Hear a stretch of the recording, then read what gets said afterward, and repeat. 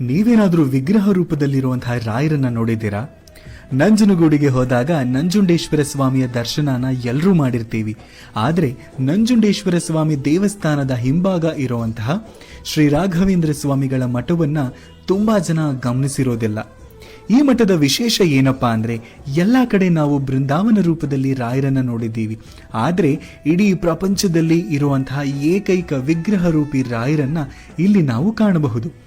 ಶ್ರೀರಂಗಪಟ್ಟಣದ ಕಾವೇರಿ ನದಿಯಲ್ಲಿ ಬಟ್ಟೆ ಒಗೆಯುವಂತಹ ಒಬ್ಬ ಅಗಸಿನ ಕನಸಲ್ಲಿ ರಾಯರು ಬಂದು, ನೀನು ಒಗೆಯುವಂತಹ ಕಲ್ಲಿನಲ್ಲಿ ನಾನಿದ್ದೀನಪ್ಪ, ನಾಳೆ ನನ್ನ ಕೇಳಿಕೊಂಡು ಬರುವಂತಹ ಒಬ್ಬ ಬ್ರಾಹ್ಮಣನಿಗೆ ನನ್ನನ್ನು ಒಪ್ಪಿಸುವಂತ ಹೇಳ್ತಾರೆ. ಅಂತೆಯೇ ಅಗಸ ರಾಯರನ್ನ ತಲುಪಿಸಿದ್ದೇನೆ, ರಾಯರನ್ನ ಕಾಣಬೇಕು ಅಂತ ಹಂಬಲಿಸುತ್ತಿದ್ದಂತಹ ಸುಜ್ಞಾನ ತೀರ್ಥರ ಕೈಯಲ್ಲಿ.